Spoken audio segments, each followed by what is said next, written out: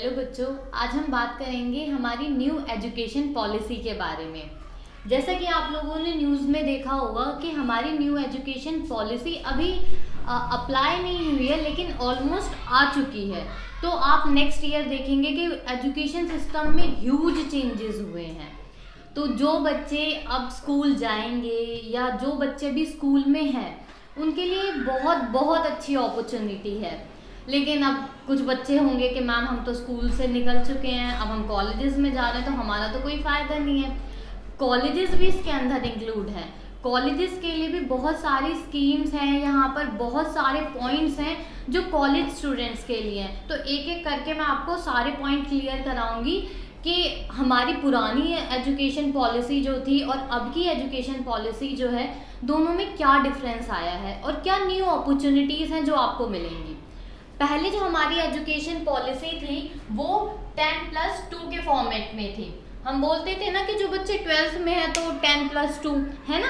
अब वो हटा दिया गया है, अभी अप्लाई नहीं हुई है, लेकिन 2021 में जब तक अप्लाई हो जाएगी तब तक क्या फॉर्मेट होगा, 5+3+3+4। यहाँ पर जो 5 इयर्स है, अगर आपको पता हो RTE किसे कहते हैं, RTE का मतलब होता है राइट टू एजुकेशन, यानी शिक्षा का अधिकार। ये पहले कहाँ तक था, 5 से 14 साल तक के बच्चों को सिर्फ, लेकिन अब क्या किया गया है, 3 से 18 साल तक के बच्चों के लिए, यानी 15 साल तक राइट टू एजुकेशन के अंडर में आएंगे वो बच्चे जो स्कूल में पढ़ रहे होंगे। ठीक है, तो यहाँ पर अब 5+3+3+4। अब यहाँ पर देखिए, यहाँ पर चेंजेस क्या करे गए हैं जो 5 साल तक है, यानी कि जब आप नर्सरी में जाते हैं, LKG UKG में जाते हैं, then first second third class तक जो आपकी एजुकेशन होगी वो आपकी मदर टंग में होगी या आपकी लोकल लैंग्वेज में भी हो सकती है। और वहाँ पर आपके ऊपर इंग्लिश का ना ऐसा कोई प्रेशर नहीं होगा, इंग्लिश एज अ सब्जेक्ट पढ़ेंगे आप वहाँ पर। अब तक क्या होता था, बच्चों पर बहुत ज़्यादा इंग्लिश का प्रेशर रहता था कि नहीं इंग्लिश पढ़नी है, जो इंग्लिश पढ़ेगा वो अच्छा स्कूल है। अब स्कूलों की मनमानी खत्म हो जाएंगी। अब यहाँ पर क्या होगा, लोकल लैंग्वेज में भी पढ़ेंगे और जो उनकी रीजनल लैंग्वेज है उसमें भी पढ़ेंगे। तो यहाँ पर इसे हम क्या बोलेंगे, फाउंडेशन कोर्स। इसे क्या बोलेंगे, फाउंडेशन कोर्स। फाउंडेशन कोर्स के अंदर हमारे जो बच्चे आते हैं वो 3rd क्लास तक के बच्चे आते हैं।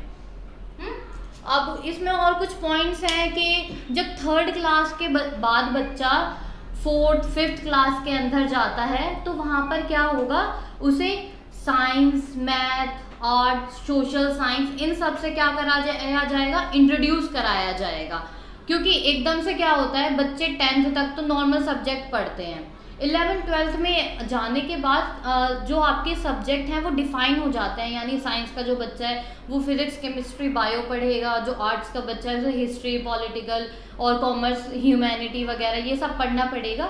अब उसे इंट्रोड्यूस इन 3 सालों में कराया जाएगा। यानी जो आपका यहाँ पर ये 3 साल है, इसके अंदर क्या आएगा, 3rd 4th 5th क्लास। अब 3rd 4th 5th क्लास के जो बच्चे हैं उन्हें नॉर्मल क्या सब्जेक्ट से इंट्रोड्यूस कराया जाएगा। ठीक है, अब यहाँ पर तो ये बच्चे आ गए 3rd 4th एंड 5th। अब सबसे ज़्यादा जो अच्छी बात है वो क्या है, जो 6th क्लास के बच्चे हैं, अब तक हम क्या करते थे, रोड लर्निंग का मतलब क्या होता है, रट्टाफिकेशन, रटना, नंबर लेकर आना, पास हो जाना। जो जितने अच्छे नंबर लाएगा वो उतना इंटेलिजेंट है। क्योंकि हम बच्चे की एबिलिटी नहीं देखते ना, हम तो ये देखते हैं मार्क्स कितने आए हैं बच्चों के।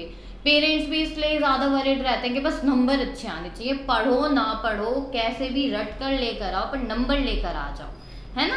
अब पेरेंट्स की भी टेंशन खत्म। ये वीडियो पेरेंट और बच्चे दोनों ही देखे, दोनों ही समझे कि अब क्या क्या चेंजेस हो जाएंगे। तो यहाँ पर जो 6th क्लास के बच्चे होंगे, उन्हें क्या कराया जाएगा, उन्हें कोडिंग सिखाई जाएगी। हमने और आपने तो शायद कोडिंग 12th क्लास के बाद देखी हो, सुनी हो। अब 6th क्लास के बच्चों को ही कंप्यूटर कोडिंग सिखाई जाएगी। यहाँ पर इन बच्चों को क्या कराया जाएगा, अगर उनका किसी भी चीज़ में इंटरेस्ट है तो वो इंटर्नशिप कर सकते हैं, कहीं भी बाहर जाकर वो इंटर्नशिप कर सकते हैं। इवन हम बोलते हैं ना जो बच्चा डांसर है, डांस अच्छा करता है, सिंगिंग अच्छी करता है, चलो अब तो फिर भी ज़माना बहुत मॉडिफाई हो गया, लेकिन फिर भी हम स्कूल के बच्चों को ये कहते हैं कि नहीं नहीं पढ़ो पढ़ो, ये फालतू की चीज़ें हैं। अब डांस को भी एज ए सब्जेक्ट माना जाएगा और सिंगिंग को भी एज ए सब्जेक्ट माना जाएगा। तो बहुत बहुत ही बड़ी न्यूज़ है ये उन बच्चों के लिए जो सिर्फ भेड़ चाल नहीं चलना चाहते कि पढ़ो पढ़ो पढ़ो, नंबर लेकर आओ, फिर जैसे तैसे करके नौकरी लो, बस पूरी ज़िंदगी ऐसी ही चली गई उन बच्चों की। ठीक है, तो यहाँ पर 6 से 8 क्लास के बच्चे आएंगे, कंप्यूटर कोडिंग है, तो चेंजेस हर जगह पर है।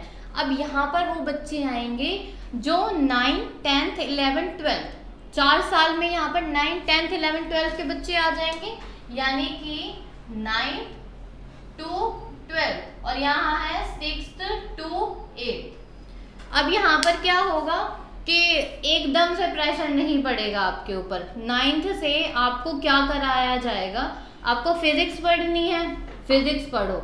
हमारा केमिस्ट्री में इंटरेस्ट नहीं है, हमारा बायो में इंटरेस्ट नहीं है, लेकिन हमें फिजिक्स पढ़नी है साइंस लेकर। अभी तक तो ज़बरदस्ती है कि साइंस अगर ली है तो फिजिक्स भी पढ़ोगे, केमिस्ट्री भी पढ़ोगे और बायोलॉजी भी पढ़ोगे।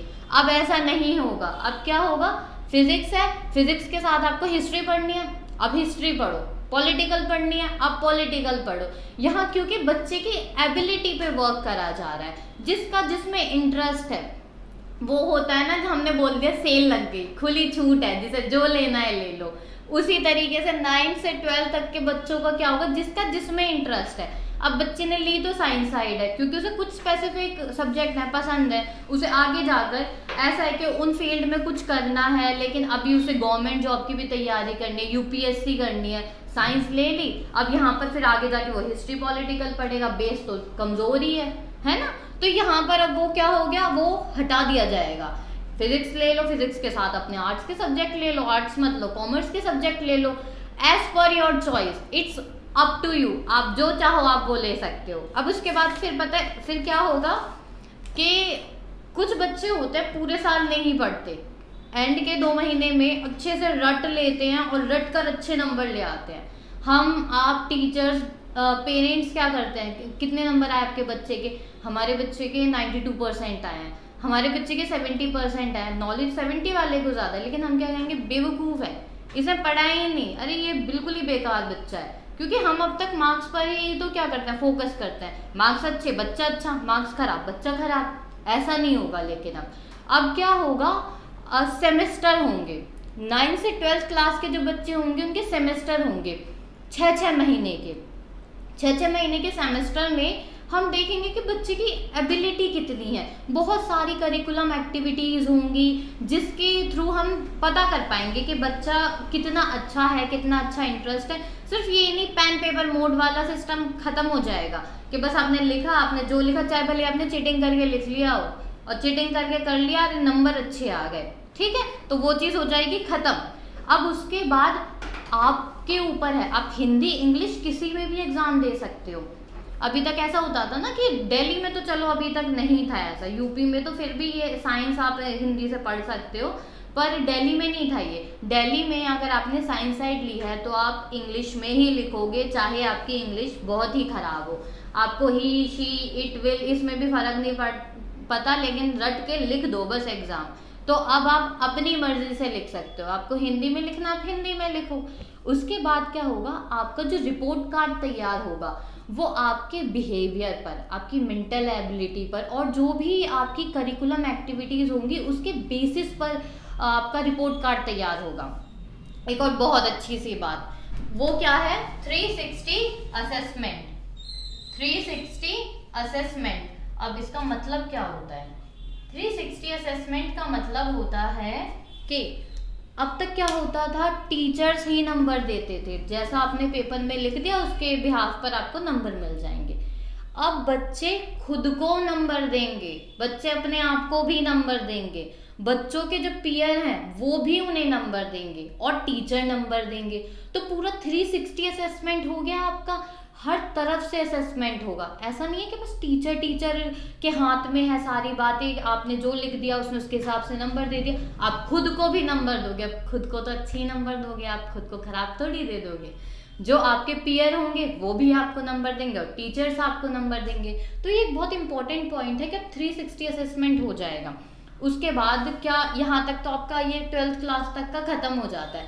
अब कॉलेज एडमिशन, अब जो बच्चे अब 12th कर ली है, कॉलेजेस में आएंगे, उनके लिए क्या बेनिफिट है, क्योंकि अब उनके लिए तो ये सब अब ठीक है चलो अच्छा है हो जाएगा, लेकिन अब उन्हें क्या मतलब इससे। तो कॉलेज एडमिशन में क्या होगा, अब आप देखते हो कि ड्यू की कट ऑफ इतनी ज़्यादा हाई जा रही है कि आप 92-95% ले आओगे तो वो भी कम पड़ जाते हैं कट ऑफ के हिसाब से, कई बार वो भी कम पड़ जाते हैं।